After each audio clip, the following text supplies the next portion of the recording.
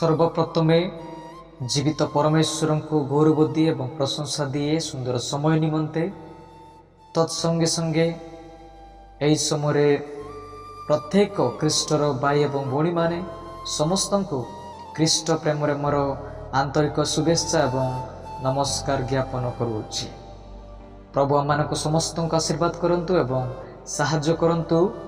आसंतु आंबे माने जो वाक्यांश रही अच्छी से समस्त प्रति आमे ध्यान करवा आंबे माने अध्ययन करवा आंबे माने पाई परिबा। हितोपदेश 31 पर्व 30 मध्य को ता अध्ययन करवा। ता एपरि लेखा दई अच्छी लावण्य प्रबंधजनक ओ सौंदर्य असार मात्र जो स्त्री सदा प्रभु को भय करे से प्रशंसिता एब। प्रभु यही पठित वाक्य समस्त को आशीर्वाद करंतु।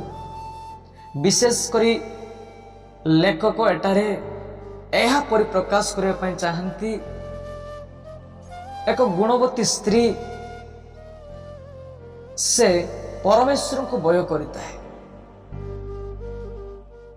आंबे माने देखा पाइलु हितोपदेश 31 पद 10 रु 30 पर्यंत मध्य अनेक विषय ताहा वर्णना करा जाई अछि जहाँ एक गुणवती स्त्री तांकर चरित्र किपर रही अछि, तांकर गुण किपर रही अछि एवं से किपरि प्रकार प्रशंसा योग्य अटे ता समस्त विषय परिप्रकाश करा जाई अछि। जेतबेले 11 एवं 12 पद को अनुध्यान एवं निरीक्षण करिताउ सेटारे एक गुणवती स्त्री से अपना स्वामी को विश्वस्त करता एवं से केवल सेतिकी नुहे से जड़े परिश्रमी अटंती अपना व्यक्तिगत जीवन निमंते एवं पारिवारिक समस्त परिचालित निमंते से परिश्रम करते।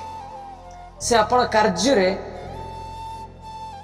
परिश्रम अटंती एवं परिवार व्यक्ति मानकु एवं अन्य असहाय जो माने रही अछंती सेमानक प्रति से अपना हस्त से बढ़ाई यार अर्थ से अन्य मानकु दयार विगलित रही तांती, से अन्य मानकु पर उपकार करितांती एवं केवल सेतिकी नुहे से समाज मध्य एवं अपना परिवार मध्य से प्रशंसा भावरे योग्य अटंती। विशेष करिकी अनेक गुण एवं चरित्र मध्य आमे जो वाक्यांशटी अध्ययन कलु आज आम मुख्य आलोचना विषय गुणवती स्त्री ईश्वर को भय करते, ईश्वर भयकारिणी अटंती। एटार लेखक बाह्य चरित्र अपेक्षा बाह्य सौंदर्य अपेक्षा आंतरिक जो चरित्र रही अछि एवं जहाँ चिरस्थायी अटे ए समस्त विषय को ताहा परिप्रकाश करते। एटार दुईटी विषय वर्णना करा जाई अछि। प्रथम विषय सौंदर्य स्त्री से किपरि भावरे असार भावरे घोषणा करा जाई अछि। सेतेबेले से असार जेतेबेले से आंतरिक चरित्र अपेक्षा बाह्य चरित्र ऊपर से निर्भर करिता है।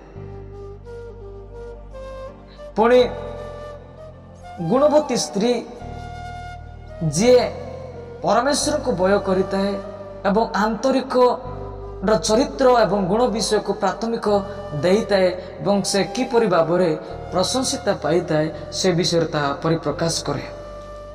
देखा पारुछु एक गुणवती स्त्री से सदा प्रभु को भय करे, किंतु यह एक प्रश्नर विषय सदा प्रभु को भय करिवार अर्थ कौन, ईश्वर को भय करिवार अर्थ कौन ता माने जानिबा आवश्यक अटे।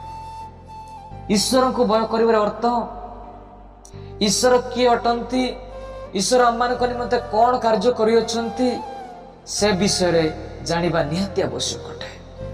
ईश्वर को भय कर अर्थ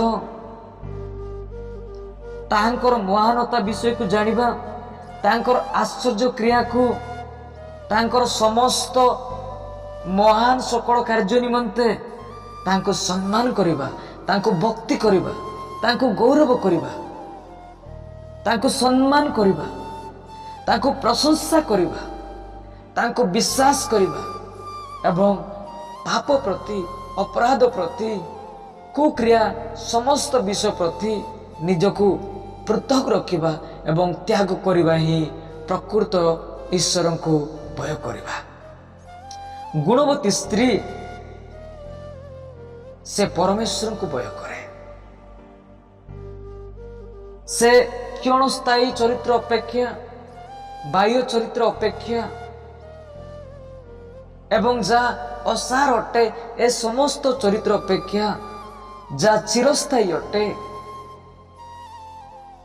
जा आत्मिक अटे ए समस्त विषय से निजको सुसज्जित करिता है। एवं पाउल यह मानकु स्मरण कराए बाह्य चरित्र अपेक्षा आंतरिकर जो चरित्र परिपूर्ण होगा आवश्यक ता माने प्रथम तिमोथी रे अनेक सुंदर भाव वर्णना करा जाई अछि। केवल सेतिकी नुहे, पितर मध्य यह मानक स्मरण कराए जेतेबेले प्रथम पितर 3 अध्याय 3 एवं 4 पद को निरीक्षण करताऊ ता एपर लेखा जाई अछि, पुणी केश बेश, सुवर्ण आवरण व सुंदर वस्त्र परिधान एपर जो बाह्य भूषण ता तुम्ब मानकर भूषण न होई हृदयर जो कोमल व शांतियुक्त गुप्त स्वभाव ईश्वर दृष्टि रे बहुमूल्य ताही तुम मानकर अक्षय भूषण एहो। पितर एटारे परिप्रकाश करने चाहती एक स्त्री आपण स्वामी प्रति जो भक्ति भाव रही आवश्यक से विषय था परिप्रकाश करता एवं बाह्य जो समस्त सौंदर्य निमंते आवश्यक सामग्री पदार्थ जो रही अच्छी ए समस्त क्षणस्थायी पदार्थ अपेक्षा आंतरिक एवं जो समस्त अक्षय चरित्र रही अच्छी ए समस्त विषय जा आंतरिकर चरित्र जा ईश्वर दृष्टि बहुमूल्यवान अटे एवं जा चिरस्थायी अटे ए समस्त चरित्र रे परिपूर्ण एबा निमंते ता एटारे परिप्रकाश करा जाई अछि। प्रिय ख्रीष्टर भौणी माने एवं माँ मानकु या मानक पई एक सचेतन विषय अटे जा आमे माने बाह्य चरित्र, बाह्य सौंदर्य, जो बाह्य रूप रही अच्छी ए समस्त विषय को निजर समय को केपण न करिकी जा आत्मिक विषय अटे, जा आंतरिकता अटे, जो चरित्र चिरस्थायी अटे से विषय प्रति ध्यान करबा निमंते ता मानकु आह्वान पाई अच्छु। सेतेबेले असार अटे जो स्त्री लावण्य प्रबंधजनक व सौंदर्य असार सेतेबेले प्रबंधजनक सेतेबेले असार अटे जेतेबेले माने आत्मिक चरित्र अपेक्षा आंतरिक चरित्र अपेक्षा आमे माने शारीरिक समस्त वस्त्र अलंकार एवं विभिन्न प्रकार विषय जो केवल शारीरिक रही अच्छी यह केवल क्षणस्थायी अटे, यह असार अटे। मनुष्य जीवन जो स्वल्प समय रही अच्छी जा परमेश्वर को दृष्टि आवश्यकता से समस्त विषय अपेक्षा आमे माने क्षणस्थायी विषय को जितेबाला आम प्राथमिक देता निश्चित यह असार अटे। सौंदर्य एवं सुंदर रूपवती बा कौन सी मंद विषय नुहे, कौन सी भूल विषय नुहे, किंतु ए समस्त अपेक्षा आंतरिक जो चरित्र रही अच्छी हृदयर जो रूप रही अच्छी जो चरित्र आवश्यकता रही अच्छी जा ईश्वर दृष्टि आवश्यक एवं संतोषजनक से समस्त विषय को माने ध्यान देवा आवश्यक अटे। कुआजाए जेतेबेले हितोपदेश 11 अध्याय 22 को देखिता एक स्त्री चरित्र बिना ईश्वर को भय बिना आंतरिक चरित्र बिना तांकर जीवन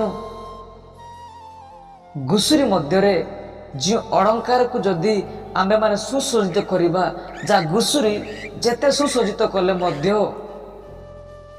ता आकर्षित देखा जाए नहीं ता से विषय वर्णना करा जाई अछि। रूपवती स्त्री सौंदर्य स्त्री जदि आंतरिक चरित्र विहीन रही है घुसुरी को जेपरी सुना अलंकार को सुसज्जित करवा या सहित ता तुलना करा जाई अछि। प्रिय ख्रीष्टर भौणी माने एवं प्रभु को दासी माने ए विषय माने चिंता करबा आवश्यक अटे। आमे माने कोन ईश्वर को भय करूछु कि आमे माने कोन ईश्वर को प्रति आसक्त रही अछि कि आमे माने कोन ईश्वर को प्रति से भय रही अछि कि आमे माने कोन जा परमेश्वर को दृष्टि देखंती से समस्त विषय प्रति आमे माने कोन सावधान रही अछि कि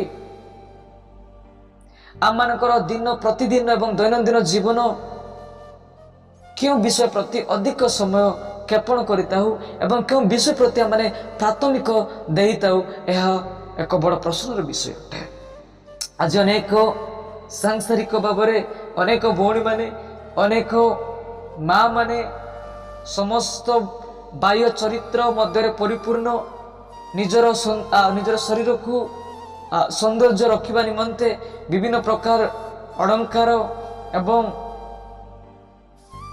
जो आवश्यक सामग्री समस्त विषय व्यस्त रही थांते। यह कौन सी भूल विषय नुहे किंतु जदि हम माने ईश्वर को न जानिबा ईश्वर को प्रति हम माने ध्यान न रहिबा ताले प्रकृति समस्त विषय को असार अटाए। एणु आमानकर समय आमानकर टंका संपत्ति क्यों विषय प्रति अधिक खर्चांत करताऊ ता विषय प्रति माने ध्यान करबा आवश्यक अटे।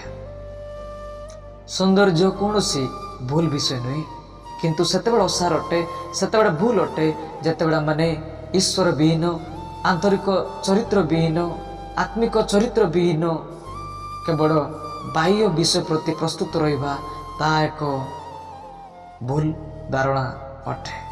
एणु आसु आम मैंने निजक सिद्धांत करवा आम समय आम जीवन आम चरित्र केवल आंतरिक चरित्र परिपूर्ण होगा एवं आत्मिकर चरित्र परिपूर्ण होगा एवं ईश्वर को भय करवा दिन प्रतिदिन आम ध्यान ईश्वर को वाक्य प्रति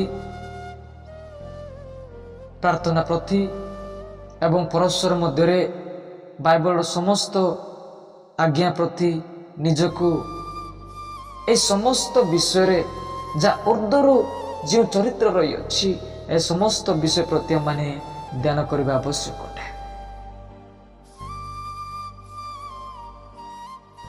विशेष भाव जो पाठ्य विषय माने रही अच्छी गुणवती स्त्री प्रकृत भाव से ईश्वर को भय करता है एवं से आत्मिक विषय चिंता करता है पुणी से प्रशंसितार परिपूर्ण ता योग्य अटन।